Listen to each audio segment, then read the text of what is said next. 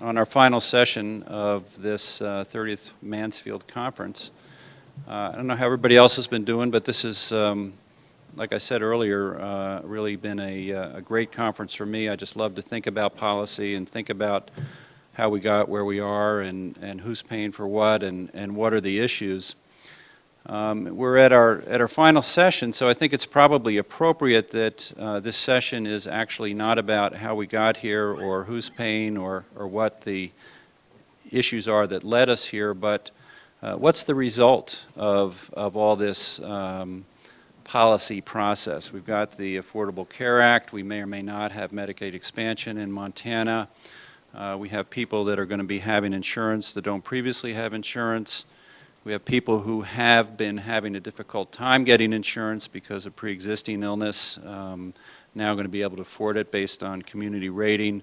So, you know, starting January of 2014, we really have reformed the healthcare system in terms of payment, and we've gotten rid of the underwriters, as we heard yesterday. But what we haven't heard is how is that going to change how healthcare is being delivered. And so I think it's appropriate that we've got everybody here, many of whom have been on the stage beforehand, although I want to welcome my friends Jeff and Monica, and thank you very much for joining us, as well as Sally, who's going to moderate this.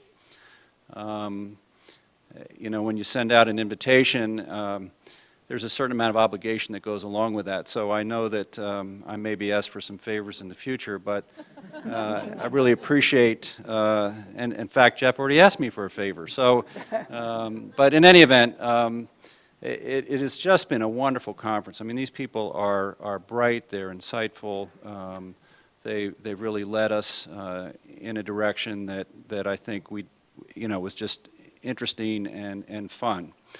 And informative, and we've got a good idea of what's going on. So why don't you guys tell us what it's going to look like, over the next 5 or 10 years? What have we created here, and how do we expect to see it change? And Sally Mauk from KFM, who's been kind enough to be a friend to me over the last 10 years and put up with my commentaries. Thank you, Sally. So get you back, too. Okay, thanks, Tom. Just first of all, I want to say that Pledge Week is coming right up.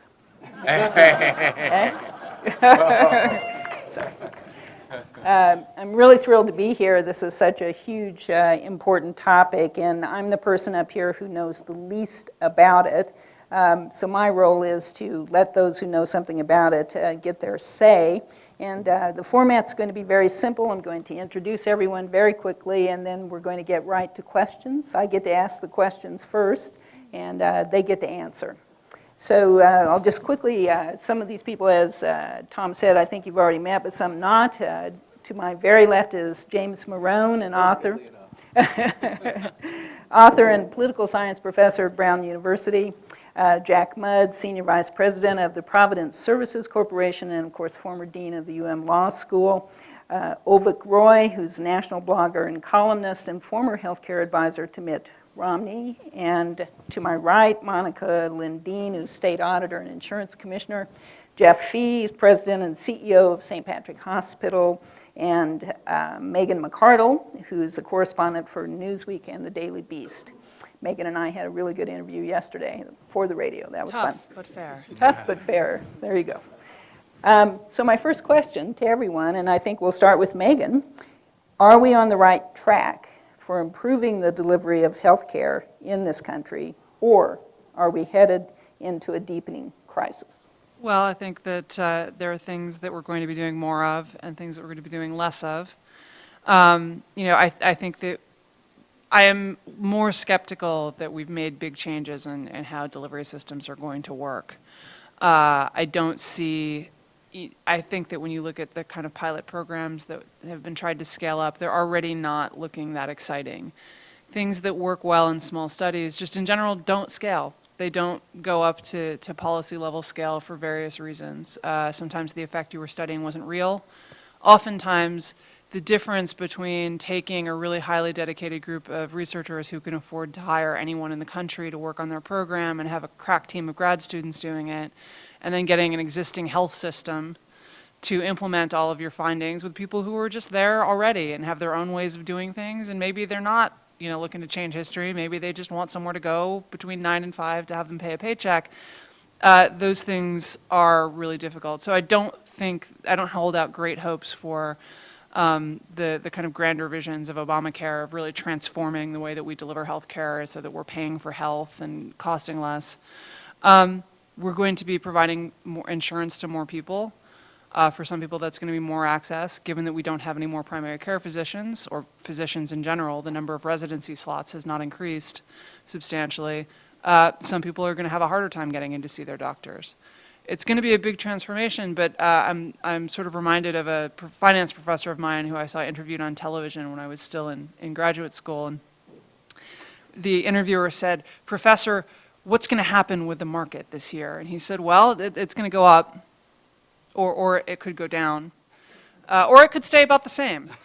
And, you know, fundamentally, if you try to imagine having this panel in say, 1938 on what the healthcare system was going to look like in 10 years, not knowing that penicillin was down the pike or the sulfa drugs, it's really difficult to imagine them getting much right. And so that's something we always have to remember. Just today, for example, I read about a new exoskeleton for people who have lost the use of their legs. It costs $110,000, but it allows paralyzed people to walk, and it's potentially going to go into production. All of these changes, we're not going to see all of them coming. And I'll go back to something that I said yesterday, which is that we tend to focus on the government part, and the biggest part is going to be done by doctors and nurses and others out in the community. Just a quick follow-up, Megan. So do you think the direction, though, is positive or negative or neutral? I think that obviously we all want to see people protected from the financial difficulties of being uninsured. And in that sense, it's positive. I think that the negatives are that we're going to see, I think, some downward shift on innovation. And, you know, the general thing that government tries to do is to squeeze cost out, and usually the way it can do that is with very crude cost controls. The government is not a fine-tuning machine. So, you know, to some extent, it sort of depends on in which direction do you want to go. Do you want to preserve innovation that might save the lives of future generations? Do you want to cover more people and protect more people from the financial problems of being uninsured now? You know, for me, I tend to think a lot about medical innovation because I feel like the United States has long been the last safe haven for that in the world, and that is more likely than not to go away. Yep. Jeff?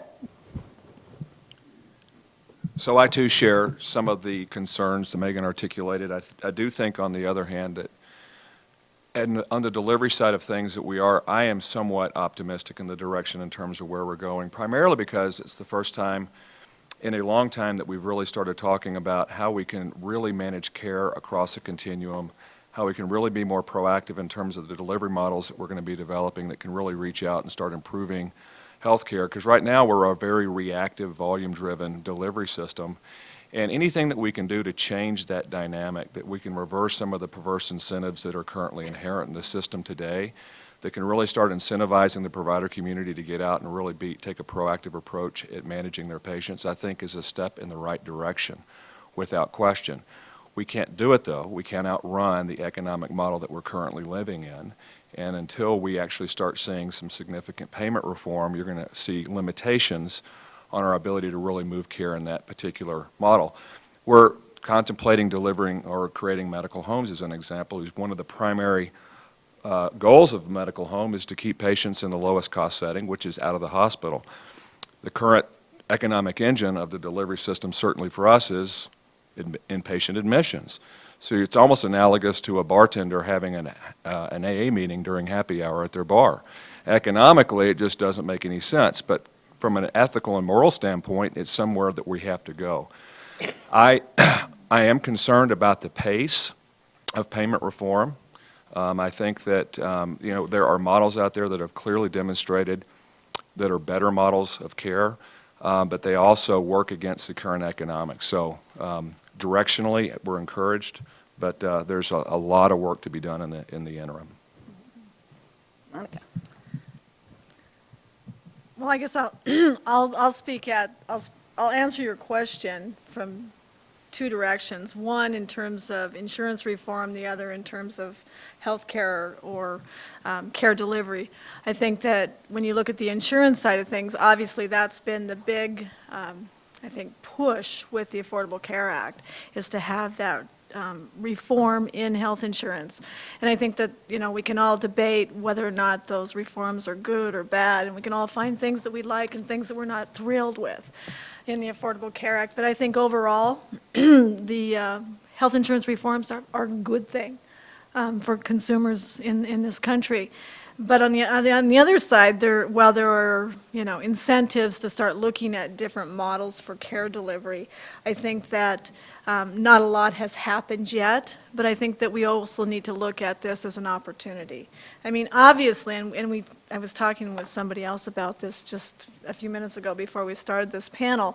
Everything that we know about healthcare markets and healthcare delivery and have known for most of our entire lives, 10 years from now probably won't be the case. Whatever you've known, it will be different. Everything is changing, it's in flux, and I think that makes people incredibly nervous. But I think we should all look at it as an opportunity to do exactly what you're talking about, which is, okay, how do we do something different? How do we become more innovative? How do we look at changing the payment system so that we're making payments based on actual quality of care instead of the number of times those patients show up in our offices or show up at the emergency room. I mean, I think that, we have, as a country, especially at the state level, have shown historically that we can be incredibly innovative and come up with some great solutions. I look at Insure Montana as a particular program here in this state where we saw that there was a real need to help small businesses in the state of Montana provide affordable care for their small business employees because they simply couldn't afford it. And we knew that that was an issue, and so we looked for a solution. We developed the Insure Montana program through the state legislature, utilizing tobacco tax dollars, which might not necessarily long-term be the best funding source, but at the same time, it was this program not only something that was needed, but has turned out to be an incredibly successful and very popular program for small business owners across the state. It's currently servicing like over 1,400 small businesses here in the state of Montana, covering over 8,000 lives for folks. And so that didn't happen because of some government mandate. It happened because we as a community collectively saw that there was a need. And we sat down and we said, okay, how are we going to fix that? And I think that healthcare reform, whether we're looking at the insurance side or looking at delivery side, let's just look at this as an opportunity to come up with some creative solutions to some issues. And Mr. Wright. The great moral and economic crisis in American healthcare is not that there are 50 million people who are uninsured. It's that health insurance is too expensive, because that's the reason why 50 million people don't have insurance. And what the Affordable Care Act does is it doubles down on the elements of the system that have driven up the cost of health insurance. It doesn't make health insurance cheaper. It subsidizes the cost of health insurance for certain low-income populations. But the underlying cost of health insurance will actually be driven upwards by many provisions of the law. And I think while there's been a tone of optimism about the fact that coverage is going to be expanded by the law, I think what we've neglected to cover is the degree to which the underlying cost of health insurance is going to go up. And that's particularly important for the middle class, which is not protected by the subsidies in the law, or is only partially protected by the subsidies in the law, but will be exposed to these significant increases in the cost of health insurance. And this is going to be the dominant news story over the next 8 to 12 months as people start to find out what their premiums are going to be in 2014, particularly when employers find out what their premiums are going to be in 2014, but also people who buy insurance on the individual or non-group market. So that's going to be a significant problem. So I think in the near term, there's considerable reason for concern about how people who don't qualify for those subsidies are going to fare and how they're going to struggle with the increased premiums that this law is going to drive up. However, I do think over the long term, there are opportunities, there's a case for optimism if we take the exchanges that the Affordable Care Act installs, reform them to drive down the cost of insurance that's delivered on those exchanges, and then offer that form of insurance to a broader population. But that is not where we are today, and I think it's very important that we are appropriately skeptical of promises of how a higher, more heavily regulated, more heavily mandated form of insurance will magically bring costs down. So do you think the jury's still out on that, or are you convinced that it's definitely going to be something that happens the way you just described it? Well, there are elements of the law that can do nothing but bring up the underlying cost of health insurance. So, for example, if you require that health insurance plans cover more things, that drives up the cost of health insurance. It's like if you force restaurants to only offer prime steak instead of choice steak, then the cost of steak is going to go up for everybody. And if you force hospitals to serve steak to everyone, even if they don't want steak, the cost of a meal is going to go up. It's the same thing with insurance. And it's not just with benefit mandates. There are another number of other aspects of the way the law requires the insurance plans to be structured, such as restricting the design of the plans in terms of copays and deductibles that will drive up the cost of insurance. Community rating will drive up the cost of insurance for the very young and healthy people who are being now forced into the system. One thing we don't realize is that of the 50 million people who are uninsured, 65% of them are under the age of 40. They're in their 20s, they're in their 30s. Those are the people who are going to be particularly adversely affected by the provisions in the law that force younger people to pay 100% more for their health insurance on the individual market. So I think these are significant problems that we need to confront, and we will be confronting over the next 8 months, whether we want to or not. Okay, Jack. Well, I'm an incurable optimist. I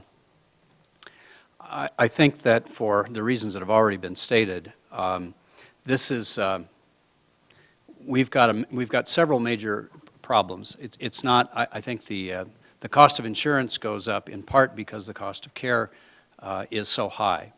And so what do we do about that? We have, some folks have said, we don't have a debt crisis in this country. We have a health care cost crisis. And you can make a good case for that. Americans are very good at trying a variety of things, and when all else fails, doing something that might even work. So we should not waste this crisis. The Health Care Act is going to change things, some things it may make better, some things it may make worse. It is not a solution, but it has and will continue to force important choices. And in some combination of government action, if we can ever get our government to act as one, and some work within the private sector in our healthcare delivery system with practitioners and hospitals and others, I think there's reason for optimism, because these are really good people who are trying to take care of health of patients and who want to do the right thing, and who are working within a system that has perverse incentives, and those incentives have led us to a crisis.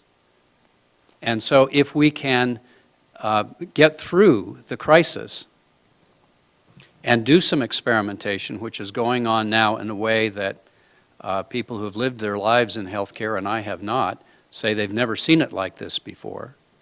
Things are happening, conversations are happening among competitors and others that they didn't think would happen before. I think there is real room for optimism, but from here to there's going to be a fair amount of disruption and probably pain. For some, there will be some there'll be winners and losers. and that's always painful. But long-term, I agree that there is room for some optimism in coming through this and being better at the other end of it. Jack, just quickly, what are some of the important choices you think it will force? I think it's going to force some collaboration. For example, we have a fragmented system that is both inefficient and very expensive. We have fragmented, just to pick on one area, fragmented information systems that do not allow practitioners to speak together in the way that our supermarkets can speak together on products. That makes absolutely no sense in a technologically advanced society like ours. People are beginning to have those conversations. I think there are choices around how, and this is a public choice, what is the appropriate level of care for end of life, for example, something we talked about in the first conversation. How far should we go with heroic efforts at the end of people's lives? That's a public conversation. Do we want to have massive intervention at the end of our lives, or do we want to have some level of comfort care and working with our families? That is a public, that's an individual family conversation. But if you look at the numbers and you look at some of the folks that end up in our ICUs that really don't want to be there, that's just not right. So you can look at government, you can look at individual action, and you can look at the provider group. We've all got work to do. Mr. Morone. Thank you. Well, I wish you were my students, because if you were, I'd give you an assignment. In 1969, May, Richard Nixon declared the cost crisis in healthcare. And my assignment would be to go and read that document, because so much of what we're hearing now were heard then. So the first thing to say is we are in the 45th year of an unsustainable crisis in healthcare. I would also point out that we are about to try Nixon's solution, which is price controls. Yeah. There's a science in political science about political solutions. We call it the science of muddling through. If you don't like the science of muddling through, you're in the wrong country. Go to England. They tried big things in England. We don't. We muddle through. Are we going in the right direction? Yeah, sure, sort of. We're muddling through. And it's a great conversation we're having. It's interesting. Is it qualitatively different than the conversation we had 10 years ago? No. Are we managing to patch the system along and go forward? Yes. Is our medicine fantastic? Yeah. So I don't see us on the edge of a precipice. I don't see us as in uncharted territory. We're doing what Americans always do. We're having a conversation, and what a great conversation in the last panel. There's Montanans wrestling with great philosophic issues and how are we going to keep the hospitals going. It was a really good conversation. And I go home thinking, you know, that's a great state. I'm pretty sure they're going to solve it pretty well. Is anybody on the last panel going to say, got everything I wanted? Nope. But they're going to solve it because we muddle through. So I guess I'm pretty optimistic too. I think we've got good medicine. We've got a political system that's the political system we've got. It's not good at big solutions, but you know, it's pretty good at muddling through. We patch things together, and by God, they work. So I'm an optimist. All right. There is no question that there are many complex factors obstructing needed reforms, but what, in your individual opinions, is the biggest specific obstruction? And that could be anything from vested interest to political courage, whatever it is, and how would you fix it if you could? Megan. You know, probably Avik and I agree on the fundamental issue in healthcare, which is that we are spending other people's money on ourselves. And that's always difficult. That's always very expensive. But I'll go a little bit beyond maybe where Avik would go, which is that, you know, what we want to do with this bill is that we want to sub out these decisions to experts. We want them to look at all the statistics and make decisions, but we don't want them to treat us like a statistic. We don't want anyone to come in. The example I always give is breast cancer. Institute of Medicine recently said, well, maybe you shouldn't get a mammogram at 40. Now, mammograms, the women in the audience I'm sure will attest, are not like something you do for fun. They're really uncomfortable, and it's not a position anyone really wants to find themselves in with a stranger. So you would have thought women would be saying, great, I don't need to get a mammogram until I'm 50. No, they freaked out. And they called their congressman, and pretty soon the Institute of Medicine had to walk it back. Why? Because there was a suggestion that once this recommendation went out, then if you wanted a mammogram, you couldn't get it. The United States wants to spend other people's money on themselves, and they do not want to be told how to spend that money. And there is a sacred space between patient and doctor. We don't want anyone to get into that space and start telling us how we are going to spend the money, but we want the money spent. And that is not sustainable. And yet, we've managed to sustain it for a strikingly long time because we are really rich. We are the richest big country in the world and the biggest rich country in the world. And as I said last night, I'm sorry, I'm just going to recycle all my jokes from last night. Hopefully there's like 4 people in the audience who weren't here. But like, look, you walk into the supermarket, there's rows and rows of like stuff that makes your towels soft. And you go into the Bed Bath & Beyond, and they've got an entire wall full of stuff that's just like, I don't know how to peel my hard-boiled eggs. Can you help me with that problem?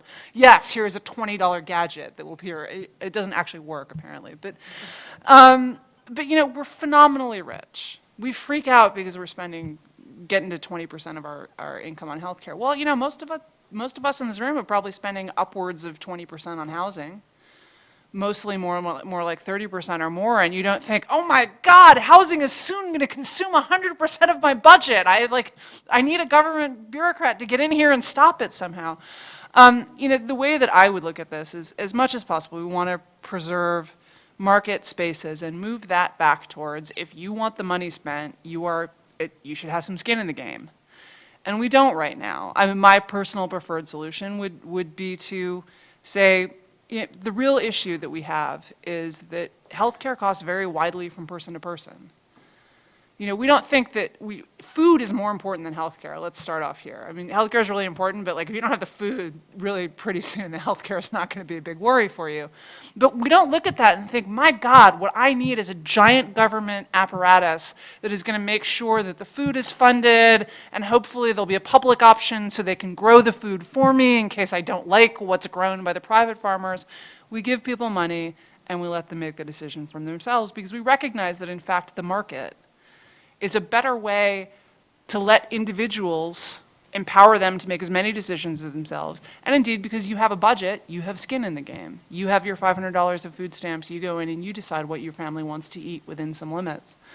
And so the way I would structure it is to say, what we're really worried about is catastrophic risk. And for most people in this country, the actual bigger risk of being uninsured is not that you will die.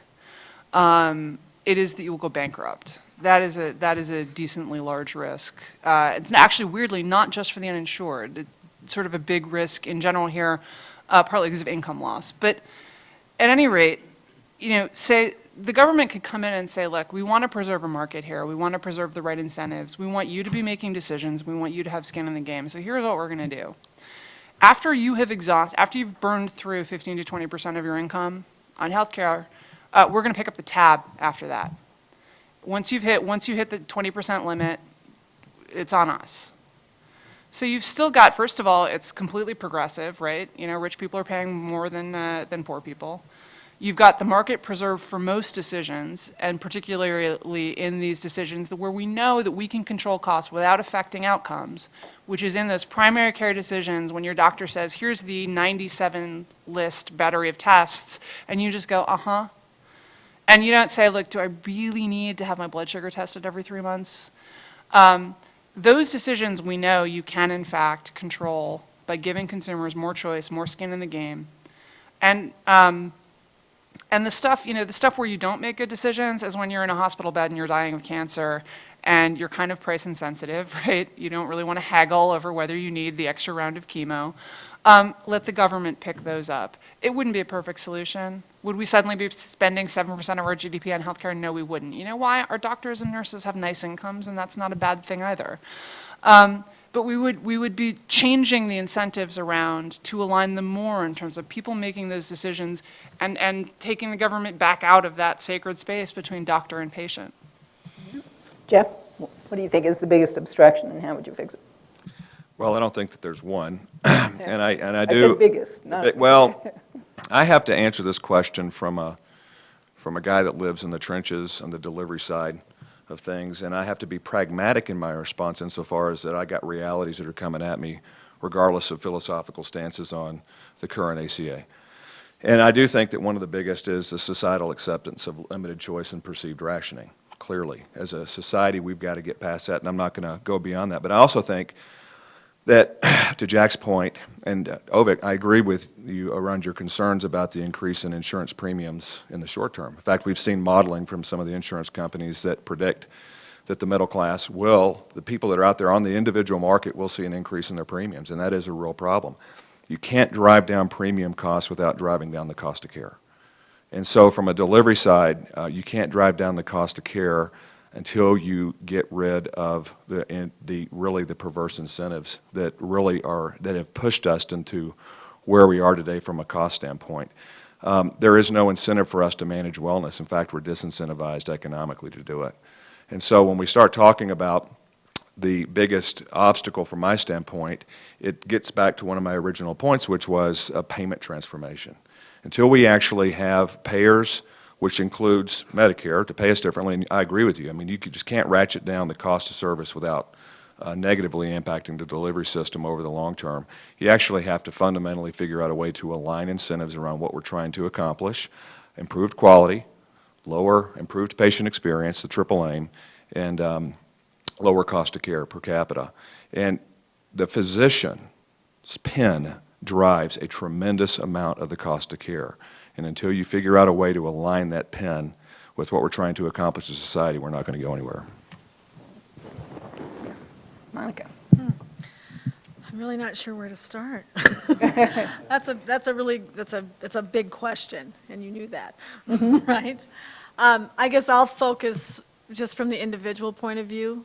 I think that one of the biggest obstacles out there is the fact that we say we want change, but then when faced with that change, we do this. We absolutely don't like what we're seeing because now we're actually faced with changing the way we've done things our entire life. And maybe this isn't going to work out as good as I thought. We fear change even though we want it. And so I always find that interesting. I've seen that as a former legislator and as somebody who's been involved in politics now for something like 16, 18 years. God forbid. I see it happen time and time again, where folks come and they say, we want you to change this, we want you to change this issue because it's not working the way we want it to, and then you come up with a solution that changes it, and they don't want the solution either. So I guess in some ways that's what we're faced with. We're faced with a situation where we've had this ongoing healthcare crisis for how many years now? 45 years. And I would point out that your premiums have been rising for 45 years. They didn't just start rising with the passage of the Affordable Care Act. And now that we're faced with a solution which as I said earlier, is really focused on providing affordable health insurance for folks out there, not necessarily dealing with the cost aspect. We're not really sure we want this solution, but I think that there really is, and it's time that we really stop and think about the fact that while there are folks out here who have insurance, that doesn't mean that insurance is necessarily paying for their needs. We get like 40,000, 45,000 calls that come into our office every single year from folks who have insurance.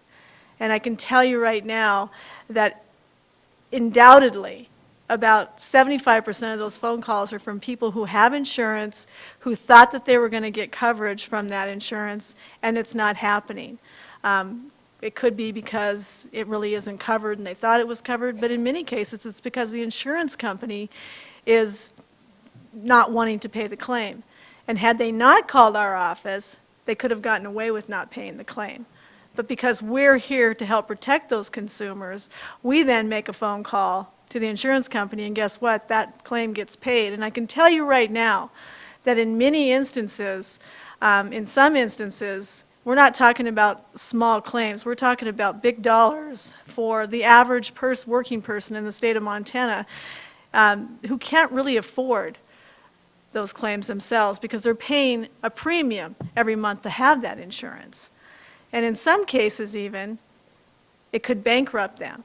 I mean, let's face it, bankruptcy because of medical costs medical costs is one of the biggest reasons for bankruptcy. So it's very important that we do have these health insurance reforms in place so that we make sure that we have this transparency and accountability for insurance companies and how they're treating folks who have insurance. Many times it can even be a life and death issue. And it's very important that, somebody, it's not necessarily about getting a mammogram. It's about making sure that no matter who you are, and no matter what your station in life, that if you find yourself or somebody in your family in a situation where I'm going to die if I don't get care, you want to make sure that you have the opportunity to have access to that affordable care. And so I think that, we really need to, as a society, keep that in mind. And so I think I kind of went off on a soapbox, but I apologize. All right. Avik. Well, Megan's heard me drone on about healthcare probably more than she would care to admit. So she knew exactly what I was going to say, which is that, when I go down to Washington and I meet with members of Congress or senators, they'll often say to me, Avik, I have to explain to my voters, my constituents, how this complex healthcare system works in one sentence. So, Avik, can you tell me how I can explain to my constituents how the healthcare system works in one sentence? And the thing I say is, it's easy to waste other people's money, just as Megan said. And Megan, actually, if you were here for my talk yesterday, you heard me talk about some of the other models for healthcare reform that are out there. And the one that is the most powerful in terms of delivering very affordable health insurance to everybody is a model that Megan kind of described when she talked about providing catastrophic insurance to everyone. That is the Singaporean model. Singapore is a country that is wealthier than the United States from a GDP per capita standpoint, has a longer life expectancy, and yet we spend 17.1% of GDP, the size of our economy, on healthcare. They spend 2.7%. So there are ways to provide coverage to everyone, really good coverage to everyone, at a fraction of what we spend. And the cost does matter. Yes, as a rich country, sure, if we want to have fancier towels, I agree. There's nothing morally wrong with spending more money if we're getting value for that, but we're not getting value for that because of government policies that have been around for a long time, really since World War II, that have artificially driven up the cost of health insurance. Now, I don't think it's politically realistic for us to move to a Singaporean-type model. It's a hard slog to get from where we are today to a universal system of catastrophic coverage and health savings accounts, though that would be my dream. The Swiss model, one that I talked about yesterday, is a more viable model for the United States because it's one that builds off of the ACA exchanges, builds off of Paul Ryan's approach to Medicare reform. And I think that if we keep that in mind, if we keep in that fundamental economic lesson in mind, which is that it's easy to waste other people's money, and every reform that we institute in the system, we think of it with the lens of, is this going to put Americans more in control of their own health dollars or less in control of their own health dollars? The more we put people in control of their own health dollars, the more we're going to introduce economic efficiencies into healthcare, make healthcare more affordable. So I think the exchanges, a reformed version of the ACA exchanges, can play a constructive role in that. But broadly speaking, the law moves away from those kinds of that principle of putting people more in control of their own health dollars. I'm not sure that everybody's saying the same thing, but there is a theme here. If I'm spending somebody else's money, I'm not going to be as careful with it. That's true. That we see that in the choices that we make individually. We see it in the choices that we make collectively. We are arguably spending the next generation's money on some of the health care. So while we might disagree on this panel or in this room about the appropriate role of safety nets, who provides them, what structure will best provide a safety net, It's interesting, even though we come from different perspectives on this, there needs to be a safety net. And there needs to be personal accountability. And how you put those two together is where we have to muddle through, I think. But if I have no skin in the game, I will not be as careful. Now, maybe everybody else in the room will be more careful, but our experience seems to be that if I'm just looking at end-of-life care and the kinds of stories that go on in Jeff's hospital on a regular basis of people spending other people's money in a way that is not appropriate, not good care, and not appropriate from a human standpoint. But because we can, we do. And in medicine, because we can, we do is not always the best, that's not always the best guide. So somehow, if we can say we are going to provide a safety net as a society to take care of those people who are unable to take care of themselves, to prevent catastrophic kinds of medical bills, and find the right balance for my personal accountability for my health and for the cost of my health care. I think that somewhere in there is a path that, with any luck, we'll muddle through and it won't take us another 45 years. Thank you. So I'm tied. I've got a tie for two things that drive me most crazy. And the first is, we all do this, we look for the bad guy. So it used to be the American Medical Association, then it was the hospitals. If you're a lefty, it's the insurance companies. Evil, evil, evil, or maybe government. Sometimes Republicans say it to Democrats and vice versa. I think it would be useful to stop looking for the bad person, the evil actor in the healthcare system. Everybody's following the incentives. You said this right from the start. Everybody's following the incentives that they've laid out, that have been laid out for them.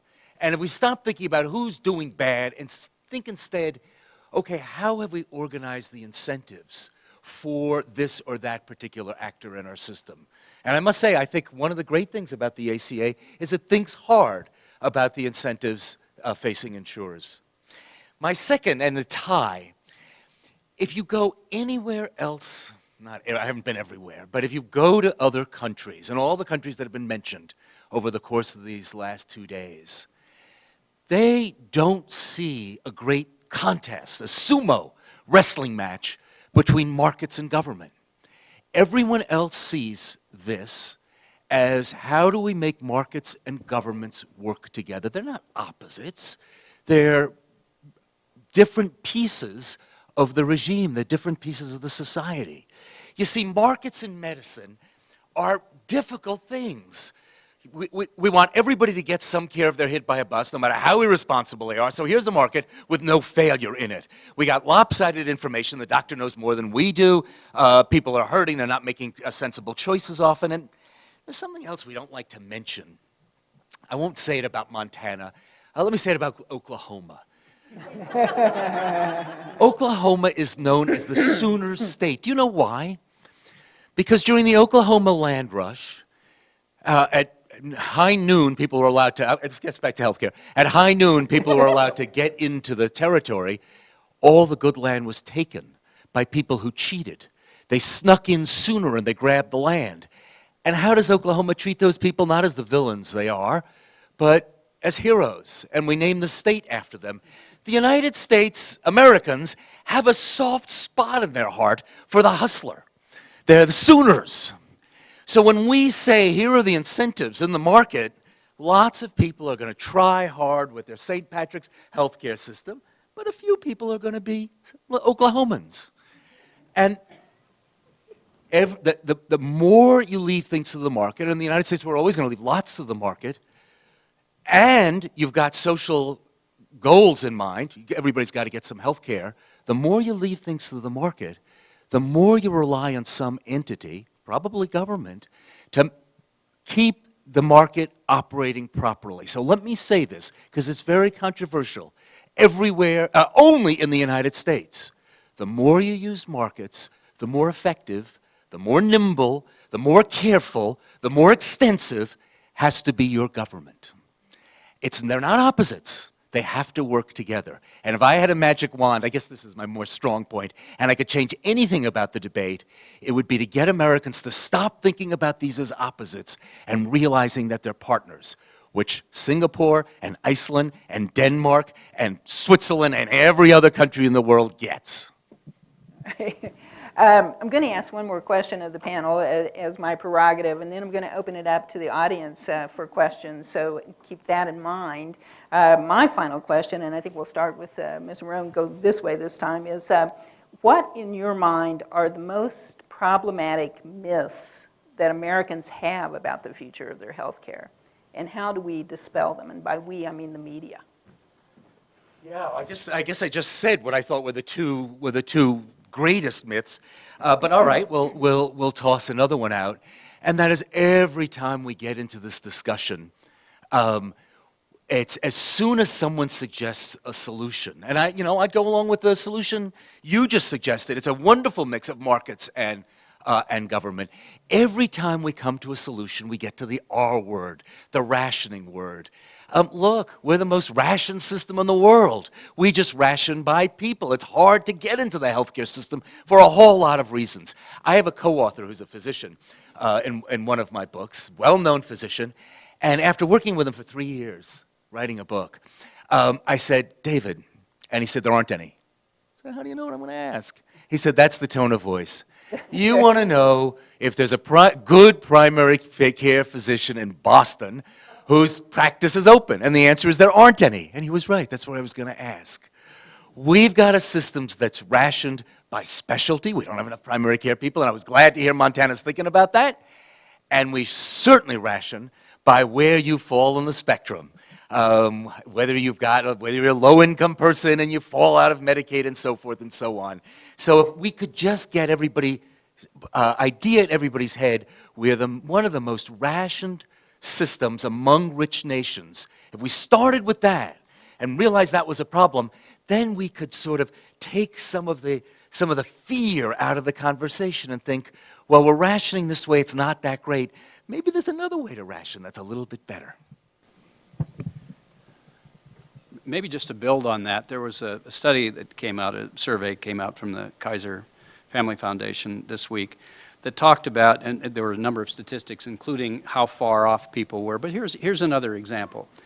Under this, in this particular survey, 47% of the people thought that there was going to be, under the new Affordable Care Act, thought that there was a government panel who was going to decide who was going to get care at the end of life under Medicare. 47%. Now, you can't have a public conversation with that kind of educated public. So if you could change, and it's the same thing. We can't have a conversation without having some politician say things that are absolutely crazy. And then that gets out into the public. And so how do you have, this is tough stuff. At its best, it's hard. And if we don't educate ourselves as citizens to understand what is involved with healthcare, I think that's a huge issue that we have to address in some fashion, and it's a variation on the same theme. I'll name one big myth that liberals subscribe to, one big myth that conservatives subscribe to. So the big myth that liberals subscribe to is that persistent deficits and debt doesn't matter. That we can spend trillions upon trillions of dollars and have $75 trillion in unfunded healthcare entitlement liabilities, and this doesn't matter because we seem to be doing fine despite this deficit and debt. And that's just mathematically not true. Eventually it will catch up with us. We don't know when, but it's just a fundamental law of economics. We see this all over the world at all different periods in history, that eventually persistent debt does catch up to us, because once people decide that the United States isn't going to ever become solvent again, they stop buying U.S. Treasury bonds, which drives up interest rates and leads to a complete death spiral of the economy. That will eventually happen, and we are kidding ourselves if we are unconcerned about that problem. So that's a liberal myth. The conservative myth is that there is no health care crisis, that the U.S. has the best health care system in the world. If you look at polls, it's not just conservatives, by the way. So of the 85% of Americans who have health insurance today, 88% are satisfied with their health insurance. And this has been true in polls after polls for a long time. So there are a lot of people out there, not just conservatives, but conservatives are most vocal about this, that believe that there is no health care crisis. Well, I'm covered, my insurance seems to be okay, largely because average Americans are protected or insulated from the cost of their own coverage. You don't see it on your paycheck. Certainly if you're on Medicare, you don't see it. So you think, well, I've got coverage, it's covered by my insurance, or my company, my employer, and everything seems fine. So people are insulated from the fact that their paycheck is not as high as it could be because the cost of insurance is eating up what could have been a salary increase for them. And that's a big problem and something, again, that I think the exchanges can be a constructive part in correcting. But that is something that I spend a lot of my time addressing. Monica. Well, I guess I would start by saying that, Jack, you're completely right. It's been incredibly difficult to have a productive conversation since passage of the Affordable Care Act because there are so many myths out there. There's so much misinformation that everybody thinks they understand what it is and they don't have a clue. And so to go out there and have a productive conversation where you talk about, how this is truly going to affect somebody is incredibly difficult because, half the public thinks that the Affordable Care Act, also known as Obamacare, is this terrible thing that's going to destroy their lives, and that all these people that are going to take advantage of Obamacare are not going to pay a dime because it's a government-run healthcare system. Completely not true. Completely not true. Obviously, yes, there's some government involvement in the exchanges and everything else that's occurring. However, the exchanges are going to be a marketplace where private companies are actually offering their healthcare products. And yes, there will be a government option as well. There will be a co-op in many states that's going to offer different types of products, but it's not what half the public thinks it is. It's not this monstrous thing that's going to destroy their lives. It's something new and different, absolutely, and it's going to change the way health insurance is being delivered. But bigger than that, I think also is this myth that somehow or another we as individuals don't have some personal responsibility in all of this. And I think that that's something that we really all need to focus on in these conversations as well, because that goes back to the whole cost issue as well. Obviously, if we are going to ever control costs of healthcare and healthcare delivery, there's got to be some personal responsibility involved in that discussion and making changes personally, because I'm telling you what, if we as a country are going to continue to do what we're doing, which is basically becoming fat and obese, and not taking care of that issue, eating things that don't make us healthy, smoking, drinking too much, not exercising. If you don't think that that doesn't have a lot to do with driving the cost of health care, you need to do some research, because I'm telling you right now, are those more than anything else, it is how we act every day personally that is driving the cost of care. And so I think that that's got to be a big part of the discussion as well. Okay, Jeff. So I'm going to address two things.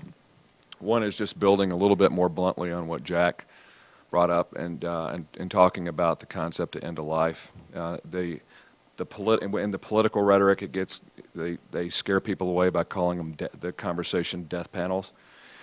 And I think we have to really understand this whole concept of patient education. We have programs in place within Providence and Western Washington and in Oregon that take care of the sickest and most frail elderly of the population.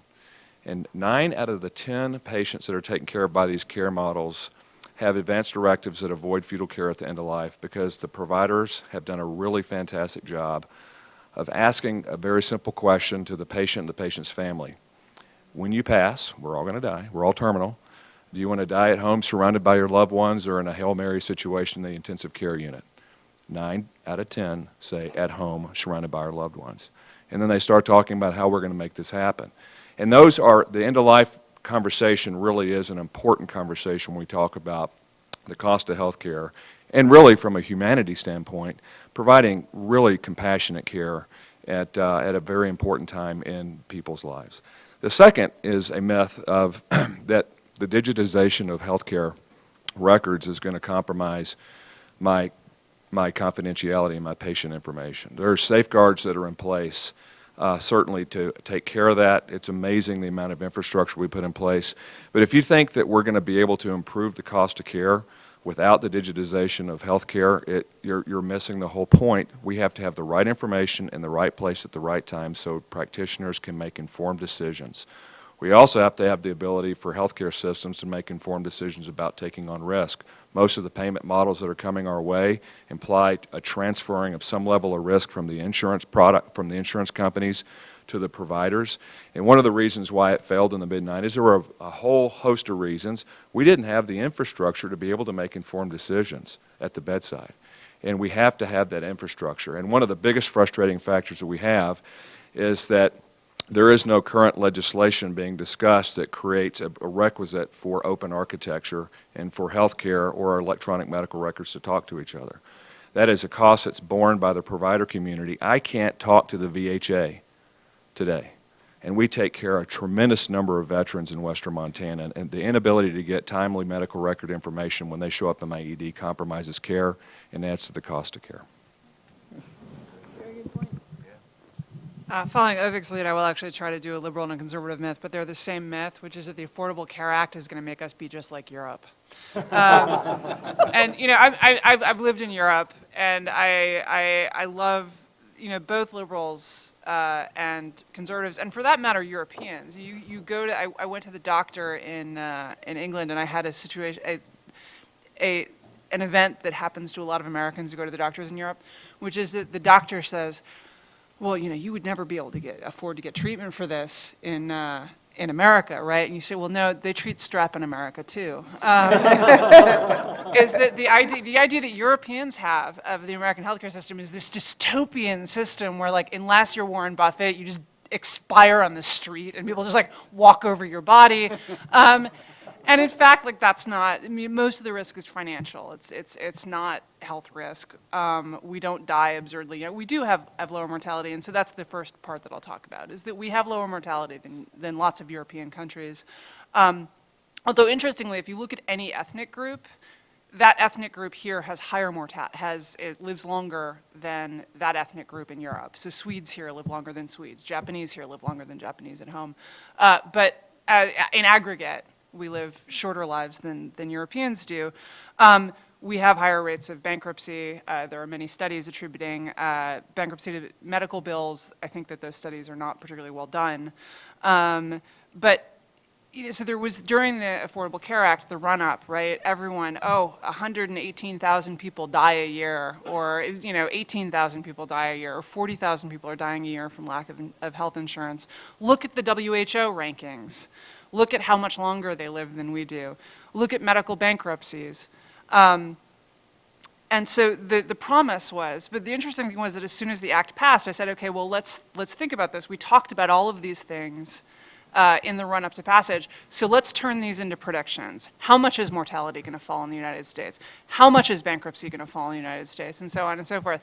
And very interestingly, none of the experts who had studied any of these statistics was willing to commit to any number at all. Even like, are we gonna gain like half a year of life? Nothing. No one would commit to a number because it's easy to falsify a definite prediction. And so, you know, I don't think that we're going to suddenly start looking like Europe in terms of our life expectancy. We're not going to start looking like it in terms of our bankruptcy. America has more bankruptcy because our bankruptcy laws are more generous.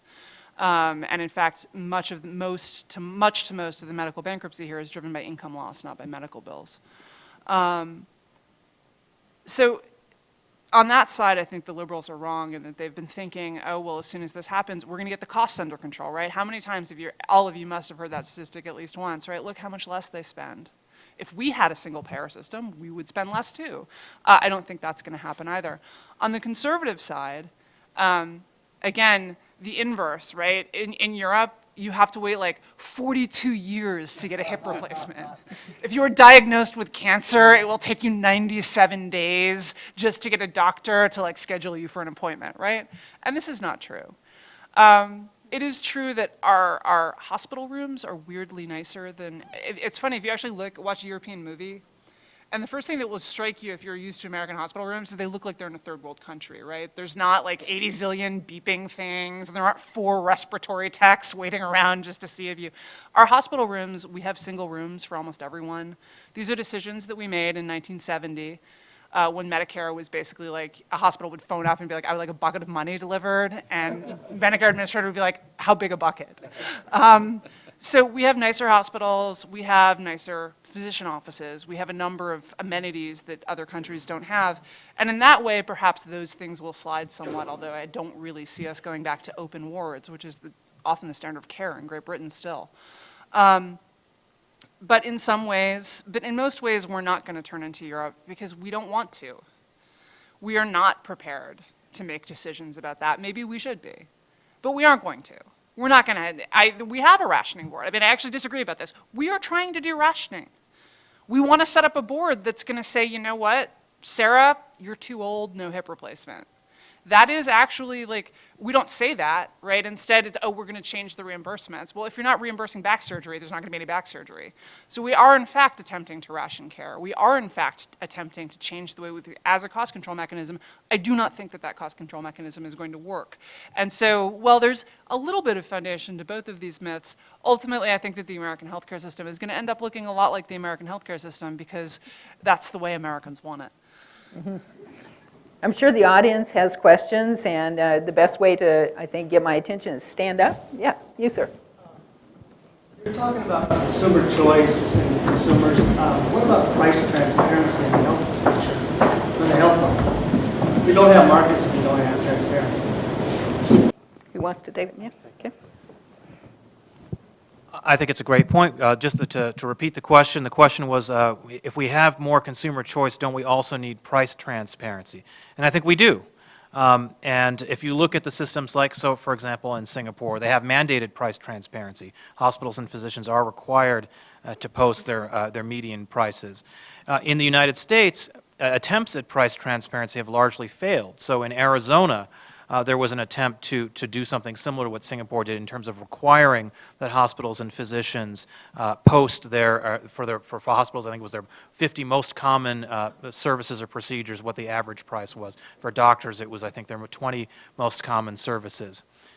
Hospitals, doctors, and insurance companies heavily lobbied the Arizona legislature to kill that legislation. Hospitals don't want to publish their prices.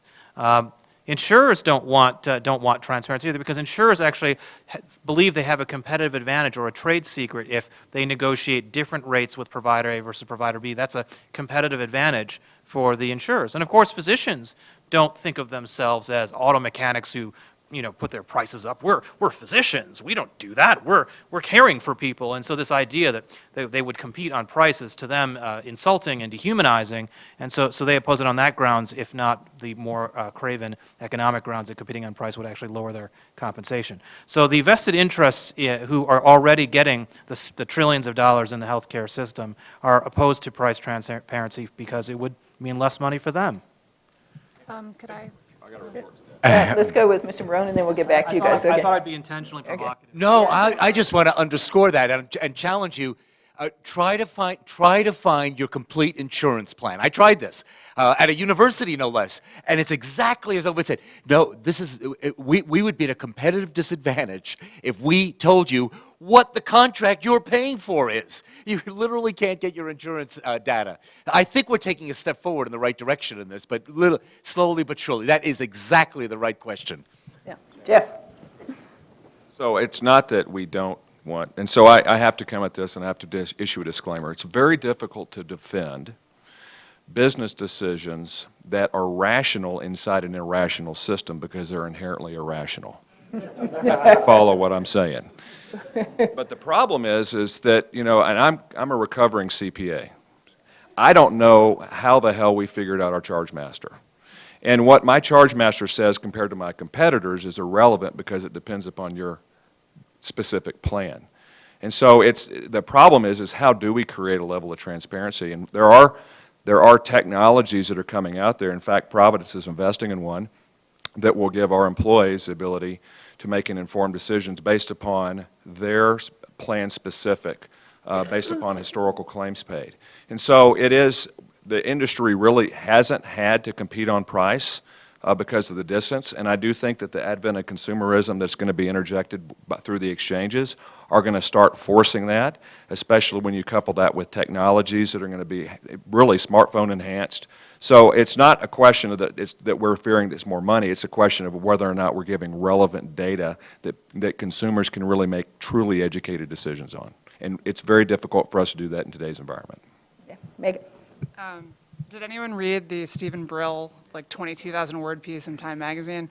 I read that piece and I thought of, there's a great story that accounting professors love, which is that a guy takes a client out to lunch and he's holding an umbrella over the guy's head because it's raining and the wind blows the umbrella open and it goes away. So he goes home and he files his expense claim and he adds, $20 for an umbrella. And so he sends it into accounting and accounting sends it back with everything approved except he says, we don't cover umbrellas. It's not part of, and he says, but I was covering a client up, we got the deal, pay for my umbrella. Accounting sends it back, says, no umbrellas. Everything else is approved, redo the expense report. This goes back and forth. And finally, he just sits down and redoes the expense report and sends it back in. It has the same amount at the top, and on it he has written, find the umbrella. And, functionally, this is the game that we are engaged in with our nation's hospital administrators, right? Is that we say, randomly, we'll just say, well, we don't pay for that. Well, maybe it's nursing care. You can't, we're not going to pay the nurse's salary. That should be part of your charge. Well, okay, now the Tylenol that the nurse gives you costs $10. And we just look at the price of the Tylenol and we think, that's outrageous. Tylenol costs like $5 a bottle. But the problem is we don't think about all of the stuff that's the umbrella that's embedded in that price. And so as he says, the hospitals are caught up in this crazy system too. Everyone is attempting to sort of, we're pressing, we're squeezing on one part of the physical therapy ball and it bulges out everywhere else, and then we look at the bulge and we get all upset.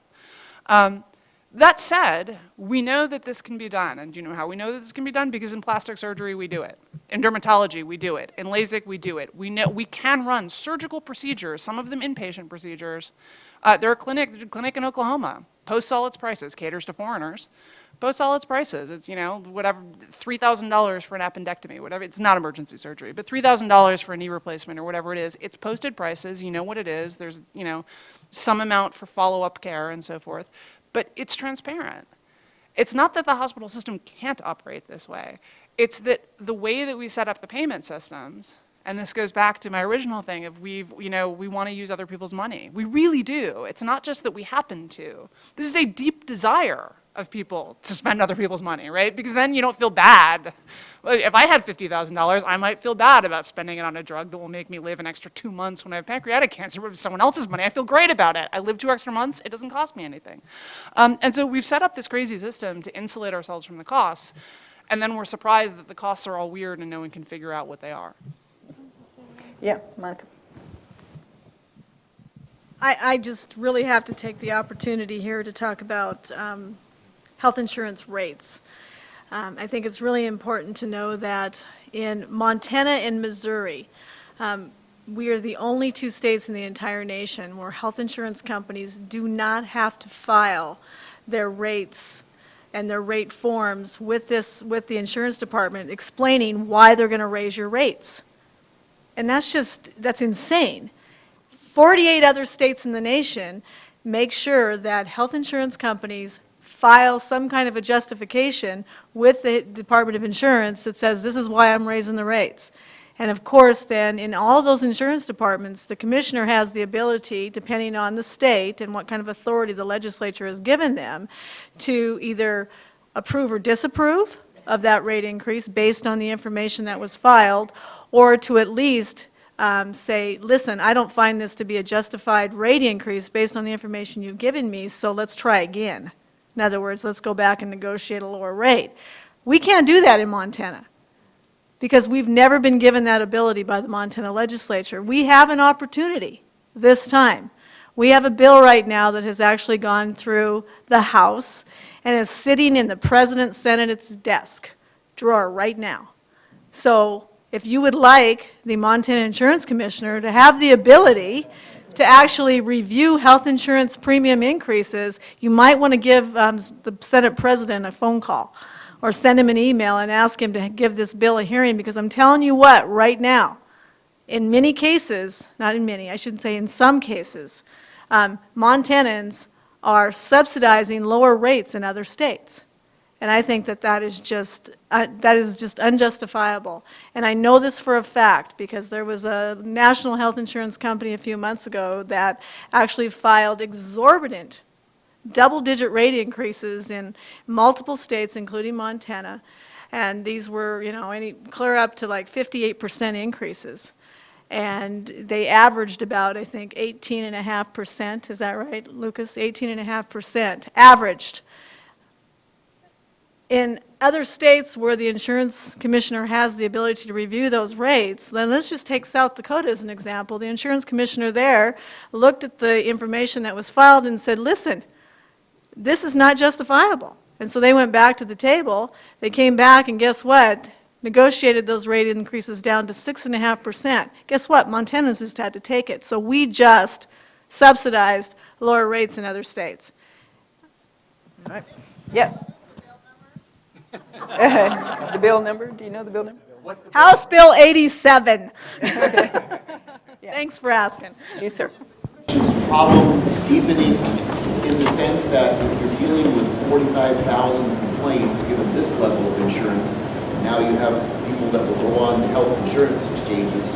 How beefed up is your staff going to be? Do you have the budget to deal with the increased number of complaints that will result from more people being insured? Okay. You want to repeat the question? Well, that's an interesting question. I guess I don't. You have to take it on a.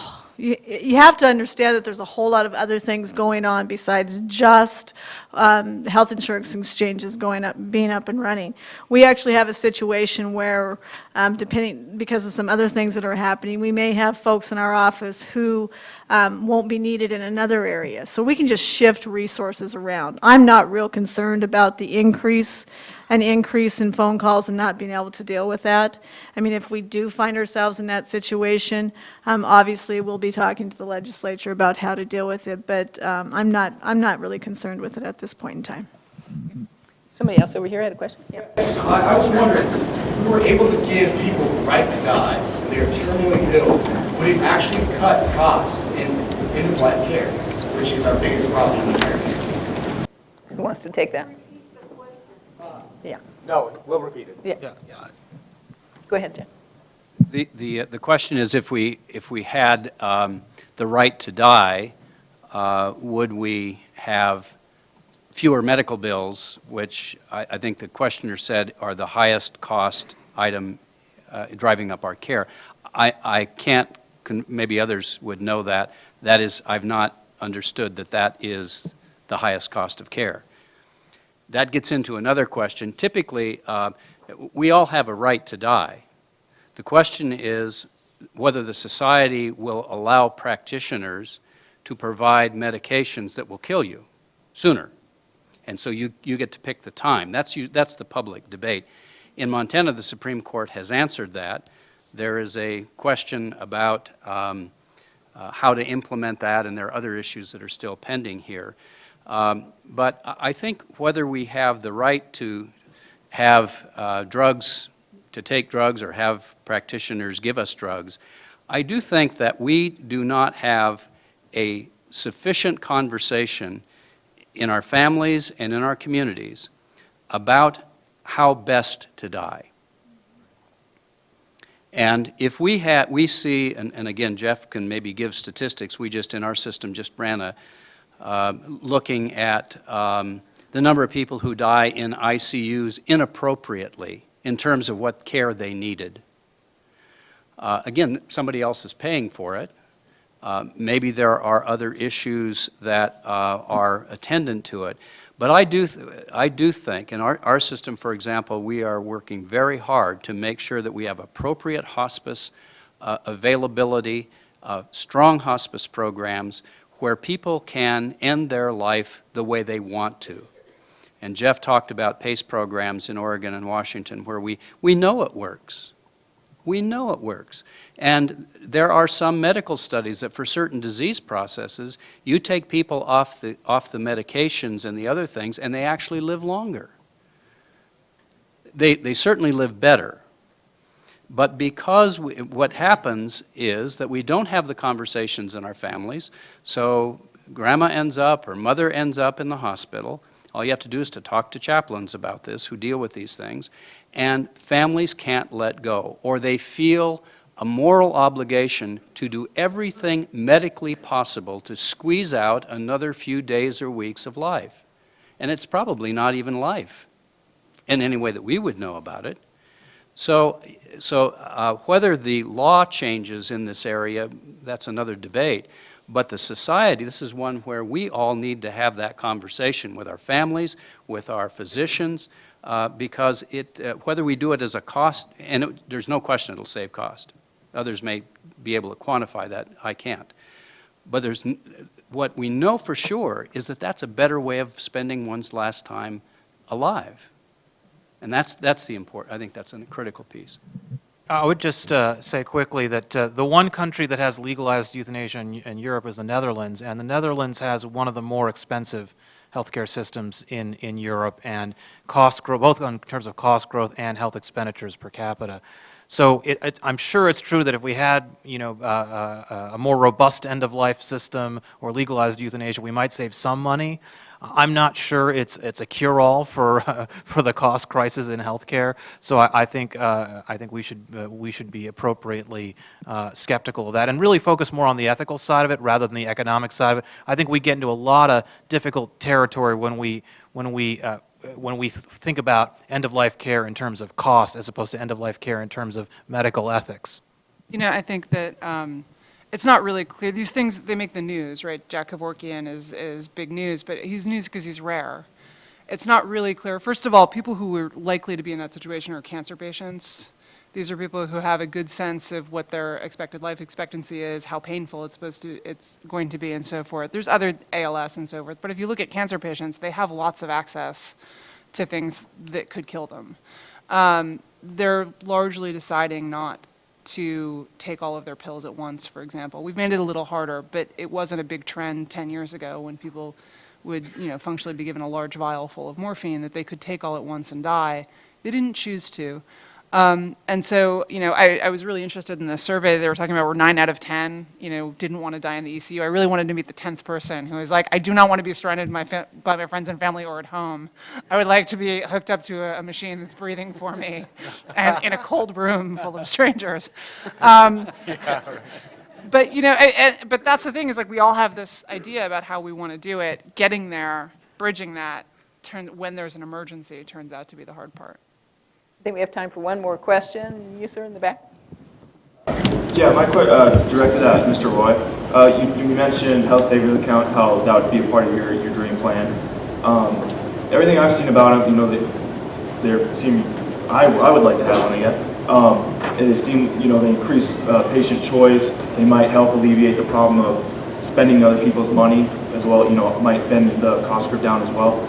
So why aren't they more popular? Why aren't they being pushed? Are there like structural problems with it or barriers for more people to have them? Yeah. So the question was, the questioner thinks the idea of health savings accounts is intriguing because it gives people more control over their own health dollars. Why isn't it more widely used in the United States given its obvious sensibility and value? The answer, that's my little editorial injection at the end there. The reason is that there are a lot of legal restrictions on the way health savings accounts can be used. So health savings accounts were basically illegal in America until 2003 when the law that created the Medicare prescription drug plan included a provision which allowed for what are called consumer-driven health plans, a plan with a high deductible, a catastrophic coverage, high deductible, and then health savings accounts that were tied into that could be invested in the way that a 401k can be invested.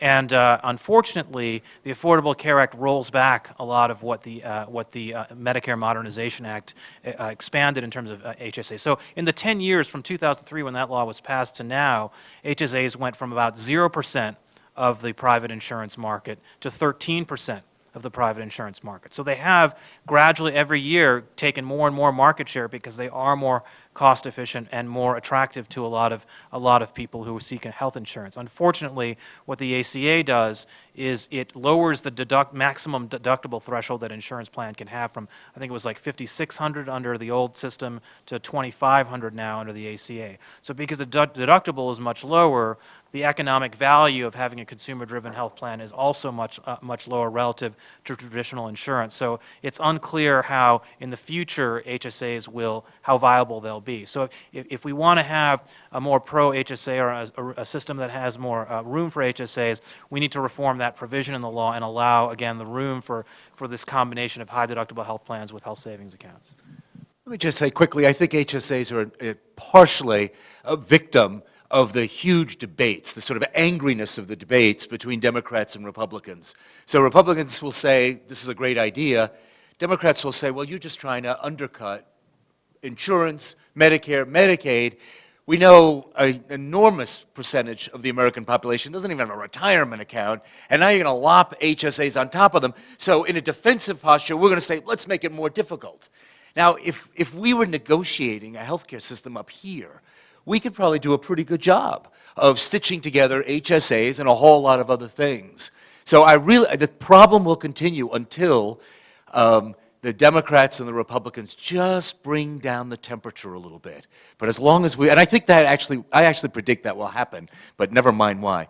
And as long as I have the full, let me speak for Megan, for Ovid, for Mark, and myself. We go to a lot of conferences, and we just want to thank the organizers for running a splendid conference, and for all you Montanans for just being such wonderful hosts. We've had a great time, and this was really an exceptional event, and we've all been talking about this. So on behalf of all of them, let me just say thank you. I couldn't have said it better.